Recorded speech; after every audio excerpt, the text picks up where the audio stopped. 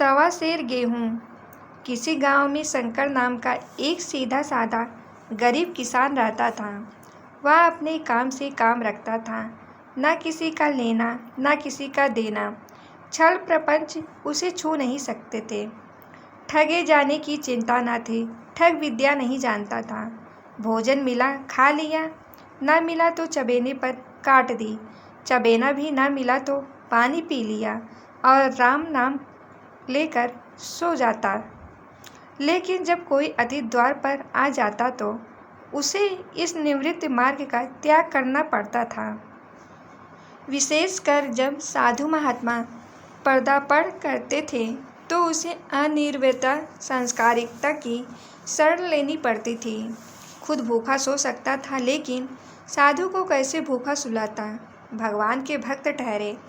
एक दिन शाम के समय एक साधु ने आकर उसके द्वार पर डेरा जमाया। तेजस्वी मूर्ति थी। पीतांबर गले में जाता, सर पर पीतल का कमंडल, हाथ में खड़ाऊ, संपूर्ण भेष में महात्माओं का साथ था। जो अमीरों के प्रसादों की तपस्या, हवा गाड़ियों पर देव स्थानों की परिक्रमा और योग सिद्धि प्राप्त करने के लिए रुचिकर भोजन करते हैं। घर में जौ का आटा था, वह उन्हें कैसे खिलाता। बड़ी चिंता हुई, महात्मा जी को क्या खिलाऊं। अंत में निश्चय किया कि कहीं से गेहूं का आटा उधार लो। लेकिन गांव भर में गेहूं का आटा न मिला। गांव में सब मनुष्य ही थे, देवता एक भी न था। अतएव देवताओं का खाद्य पदार्थ कैसे मिलता है। सौभाग्य किस गांव के विप्र महाराज के यहाँ से थोड़े से मिल गए। उसने सवा सेर गेहूं उधार लिया और पत्नी के पास पीसने के लिए दे दिए। महात्मा ने भोजन किया और लंबी तान कर सो गए। प्रातःकाल उठे और किसको आशीर्वाद देकर चले गए। इस वाक्य को गुजरे 7 साल बीत चुके थे। विप्र महाजन हुए शंकर किशन के मजदूर हो गया। उसका छोटा भाई मंगल उससे अलग हो गया था। एक साथ रहकर दोनों किसान थे, अलग होकर मजूर हो गए। शंकर ने चाहा कि द्वेष की आग भड़कने न पाए, लेकिन परिस्थिति ने उसे विवश कर दिया। जिस दिन अलग अलग चूल्हे जले, वह फूट फूट कर रोने लगा। आज से भाई भाई शत्रु हो जाएंगे। एक रोएगा तो दूसरा हंसेगा। एक के घर में मातम होगा तो दूसरे के घर में गुलगुला पकेंगे। प्रेम का बंधन, खून का बंधन, दूध का बंधन आज टूट जाता है। उसने भागीरथ परिश्रम से कुछ मर्यादा का वृक्ष लगाया था। उसे अपने रक्त से सींचा था। उसकी जड़ से उखाड़ना देखकर उसके हृदय के टुकड़े हो जाते थे। 7 दिनों तक उसने एक दूसरे की सूरत तक नहीं देखी। दिन भर जेठ की धूप में काम करता और रात को मुंह लपेट कर सो जाता है। इस भीषण वेदना और दुस्साह कष्ट ने रक्त ही जला दिया, मांस और मज्जा को धुला दिया। बीमार पड़ा तो मीना खत से न उठा। अब गुजर बसर कैसे हो। 5 भाई के आधे खेत रह गए, एक बैल रह गया। खेती क्या खाक होती। अंत में यहाँ तक नौबत पहुँची कि खेती केवल मर्यादा रक्षा का साधन मात्र रह गई। जीविका का भार मजबूरी पर आ पड़ा। 7 वर्ष बीत गए। एक दिन जब शंकर मजदूरी करके लौटा तो रास्ते में विप्र जी ने टोक कर कहा, शंकर कल आकर अपने बीज बेनक का हिसाब कर ले। तेरे यहाँ 4.5 मन गेहूँ कब से बाकी पड़े हुए हैं और तू देने का नाम ही नहीं लेता। क्या हजम करने का इरादा है। यह सुनकर शंकर चकित रह गया। उसने कहा, विप्र जी, मैं तुमसे कब गेहूँ के लिए जो 5.5 मन हो गए।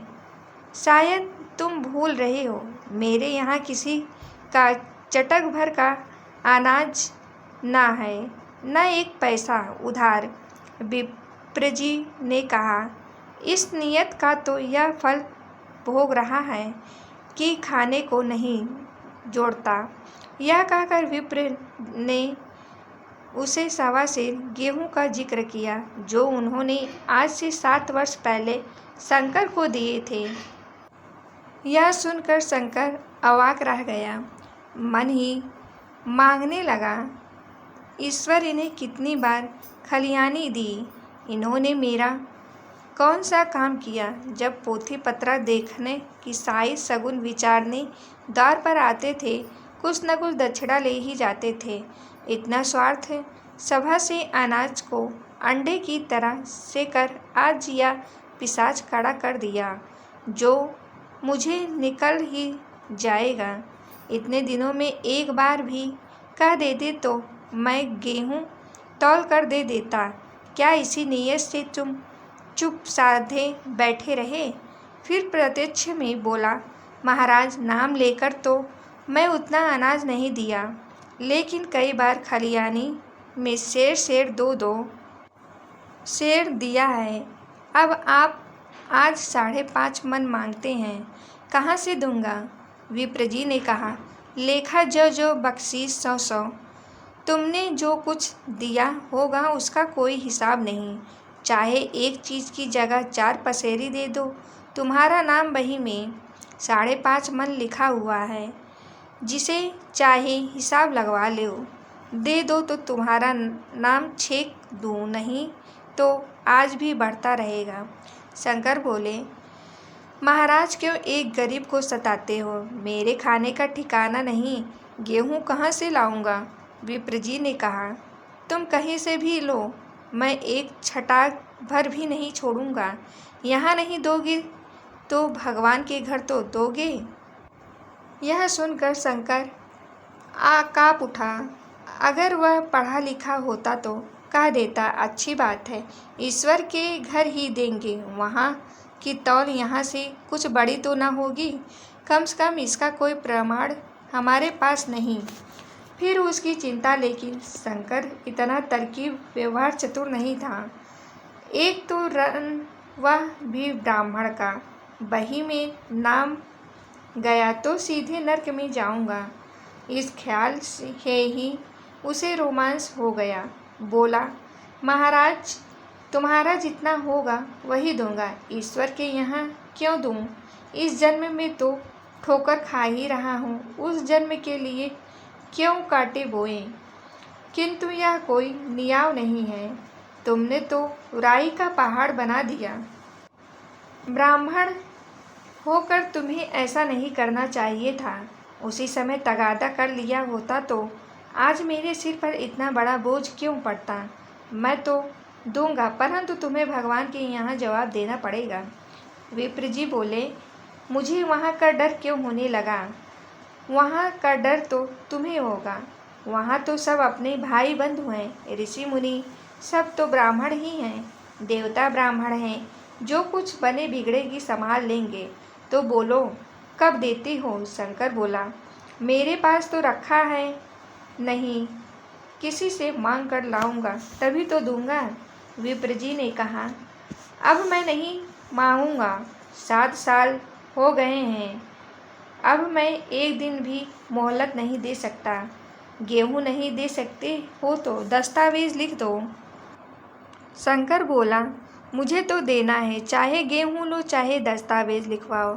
किस हिसाब से दाम रखोगे। विप्र जी ने कहा, यूँ तो बाजार का भाव 5 सेर का है, तुम्हें 5.25 सेर का काट दूंगा। शंकर बोला, जब दे ही रहा हूँ तो बाजार भाव काटूंगा, पाव भर छुड़ाकर क्यों दोषी बनूं। हिसाब लगाया गया तो गेहूं के दाम 60 रुपये हुए। 60 रुपये का दस्तावेज लिखा गया। 3 रुपये सेकंड सूद, साल भर में न देने पर सूद का ब्याज 3.5 रुपये सेकंड, 12 आने का स्टाम्प ₹1। दस्तावेज की तारीख शंकर को ऊपर से देनी पड़ी। गांव भर ने विप्र जी की निंदा की, लेकिन मुंह के आगे नहीं। महाजन से सभी का काम पड़ता है, उसके मुंह कौन आए। शंकर ने साल भर तक कठिन तपस्या की। नियत के पहले रुपए अदा करने का उसने व्रत सा कर लिया।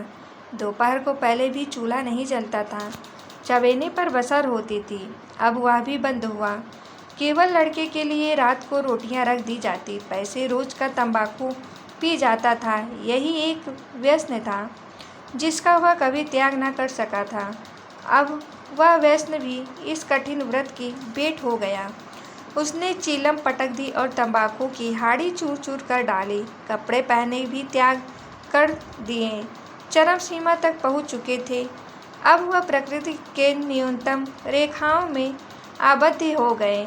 शरीर के अस्थिवेदक शीत को उसने आग तपाकर काट दिया। इस द्रोह संकलन का फल आशा से बढ़कर निकला। साल के अंत में उसके पास 60 रुपये जमा हो गए। उसने समझा, पंडित जी को इतने रुपए दे दूंगा और कहूँगा, महाराज बाकी रुपए भी जल्द ही आपके सामने हाजिर करूँगा। 15 रुपये की तो और बात है, क्या पंडित जी इतना भी न मानेंगे? उसने रुपए लिए और ले जाकर पंडित जी के चरण कमल में अर्पण कर दिए। पंडित जी ने विस्मित होकर पूछा, किसी से उधार तो नहीं लिए? शंकर ने बोला, नहीं महाराज, आपकी कृपा से मजदूरी अच्छी मिल गई थी। विप्र जी बोले, लेकिन यह तो केवल 60 रुपये ही हैं, बाकी 15 रुपये कहाँ हैं? शंकर बोला, हाँ महाराज, अभी तो इतने ही हैं, बाकी 15 रुपये 2-3 महीने में दे दूंगा। कृपा करके मुझे उऋण कर दीजिए। विप्र जी बोले, उऋण तो तभी होंगे जब मेरी कौड़ी कौड़ी चुका दोगी। जाकर मेरे 15 रुपये लाओ। शंकर बोला, महाराज इतनी दया करो, अब साँझ की रोटियां का भी ठिकाना नहीं है। गांव में हूँ तो कभी दे ही दूंगा। विप्र जी बोले, मैं यह रोग नहीं पालता, ना बहुत बातें करना जानता हूँ। अगर मेरे पूरे रुपए न मिलेंगे तो आज से 3.5 सेकंड का ब्याज लगेगा। अपने रुपए चाहे अपने घर में रखो, चाहे मेरे यहाँ छोड़ जाओ। शंकर बोला, महाराज जितना लाया हूँ उतना तो रख लीजिए, बाकी के 15 रुपये का इंतजाम करता हूँ। यह कहकर शंकर वहाँ से चला गया। शंकर ने सारा गांव कर मारा, मगर किसी ने उसे रुपए नहीं दिए। इसलिए नहीं कि उसका विश्वास न था या किसी के पास रुपए न थे, बल्कि इसलिए कि पंडित जी के शिकार को छेड़ने की किसी में हिम्मत नहीं थी। शंकर साल भर तक तपस्या करने पर भी जब रण से मुक्त होने में सफल न हो सका तो उसका संयम निराशा के रूप में परिणत हो गया। उसने समझ लिया कि जब इतना कष्ट सहने पर भी साल भर में 60 रुपये से अधिक न जमा कर सका तो अब और कौन सा उपाय है जिसके द्वारा इसे दूने रुपए जमा हो। जब सिर पर ऋण का बोझ ही लादना है तो क्या मन भर का और क्या सवा मन का। उसका उत्साह क्षीण हो गया। मेहनत से घृणा हो गई। आशा उत्साह की जननी है। आशा में तेज है, बल है, जीवन है। आशा ही की संचालक शक्ति है। शंकर आशा है ना होकर उदास हो गया। वह ज़रूरतें जिनको उसने साल भर तक लाल रखा था अब द्वार पर खड़ी होने वाली भिखारी न थी, बल्कि छाती पर सवार होने वाली पिशाचिनियाँ थीं, जो अपनी भेंट लिए बिना जान नहीं छोड़ती। कपड़ों में चकतियाँ के लगाने की भी एक सीमा होती है। अब शंकर को चिट्ठा मिलता तो वह रुपए जमा न करता। कभी कपड़े लाता, कभी खाने की कोई वस्तु। जहाँ पहले तंबाकू ही पिया करता था, वहाँ अब गांजे और चरस का भी चस्का लगा।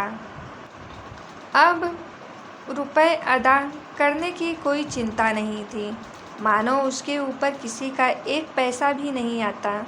वह काम करने अवश्य जाता था, लेकिन कम पढ़ने जाने का बहाना भी ढूंढता रहता था। इस तरह 3 वर्ष निकल गए। विप्र जी महाजन ने एक बार फिर तगड़ा नहीं किया। वह चतुर शिकारी की तरह अचूक निशाना लगाना चाहते थे। पहले से शिकार को चौंकाना उनकी नीति के विरुद्ध था। एक दिन उन्होंने शंकर को बुलाकर हिसाब दिखाया। 60 रुपये जो जमा थी वह मिन्हा करने पर अब भी शंकर के जिम्मे में 120 रुपये निकाले। हिसाब देखकर शंकर बोला, महाराज इतने रुपए मैं इस जन्म में कैसे दूंगा? इस जन्म में तो नहीं दे सकता। विप्र जी ने कहा, मैं तो इसी जन्म में लूँगा। मोल न सही सूद तो देना ही पड़ेगा। शंकर बोला, ठीक है, मेरे पास एक बैल और एक झोपड़ी है, वह ले लीजिए। इसके अलावा मेरे पास क्या रखा है? विप्र जी बोले, मुझे बैल बधिया लेकर क्या करना है? मुझे देने को तुम्हारे पास बहुत कुछ है, लेकिन तुम देना नहीं चाहते। शंकर बोला, महाराज और क्या है मेरे पास? विप्र जी ने कहा, कुछ नहीं है, तुम तो हो, आखिर तुम भी कहीं मजदूरी करने जाते ही हो। मुझे भी खेती के लिए एक मजदूर रखना ही पड़ता है। सूद में तुम मेरे यहाँ काम जब सुविधा हो मोल भी दे देना। सच तो यह है कि अब तुम किसी दूसरी जगह काम करने नहीं जा सकते। जब तक मेरे रुपए नहीं चुका दो, तुम्हारे पास कोई जायदाद नहीं है। इतनी बड़ी गठरी मैं किसी एतवार पर छोड़ दूँ, कौन इसका जिम्मा लगा लेगा कि मुझे महीने महीने सूद देते जाओगे, और कहीं कमाकर जब तुम मुझे सूद भी दे नहीं सकते तो मूल की कौन कहे? शंकर बोला, महाराज सूद में तो काम करूँगा, मगर खाऊँगा क्या? विप्र जी बोले, तुम्हारी पत्नी है, बेटा है, क्या वह हाथ पैर कटा के बैठेंगे? रहा मैं तुम्हें आध सेर जौ रोज कलेवा के लिए दे दिया करूँगा, और क्या चाहिए तुम्हें? यह सच है कि और लोग तुम्हें 6 आने रोज देते हैं, पर मुझे ऐसी गरज नहीं है। मैं तो तुम्हें अपने रुपए भराने के लिए रखता हूँ। शंकर कुछ देर तक तो विचार मगन चिंता में डूबा रहा, फिर बोला, महाराज या तो जन्म भर की गुलामी हुई। विप्र जी ने कहा, गुलामी समझो चाहे मजदूरी, मैं अपने रुपए वसूल किए बिना तुम्हें नहीं छोड़ सकता। तुम भागोगे तो तुम्हारा लड़का भरेगा, लेकिन हाँ, जब कोई नहीं रहेगा तब बात दूसरी है। यह निर्णय की कहीं कपिल नहीं थी। मजदूर की जमानत कौन करेगा? कहीं शरण ना थी, भागकर कहाँ जाता? आखिर मजदूर होकर शंकर ने विप्र जी के यहाँ काम करना शुरू कर दिया। 1.25 सेर गेहूँ की बदौलत उम्र भर के लिए गुलामी की बेड़ी पैरों में डालनी पड़ी। उसे अभागा को अब अगर किसी विचार से संतोष था तो वह यह था कि यह मेरे पूर्व जन्म का संस्कार है। पत्नी को वह काम करने पड़ते थे जो उसने कभी न किए थे। बेटा दाने को तरसता था, लेकिन अब शंकर चुपचाप देखने के सिवाय और कर भी क्या सकता था। अब गेहूं के दाने किसी देवता के शाप की भांति या आजीवन उसके सिर से न उतरे। शंकर ने विप्र जी के यहाँ 120 वर्ष तक गुलामी करने के बाद इस दुस्सार संसार से प्रस्थान किया। 120 रुपए अभी तक उसके सिर पर सवार थे। पंडित जी ने उस गरीब को भगवान के दरबार में कष्ट देना उचित न समझा। इतने निर्दय थे। उसके जवान बेटे की गर्दन पड़ी। आज तक वह विप्र जी के यहाँ काम करता है। उसका उद्धार कब होगा भी या नहीं, भगवान ही जाने। दोस्तों, इस कहानी को काल्पनिक न समझिए, यह एक सत्य घटना है। ऐसे शंकरों और ऐसे विप्रों से दुनिया खाली नहीं है।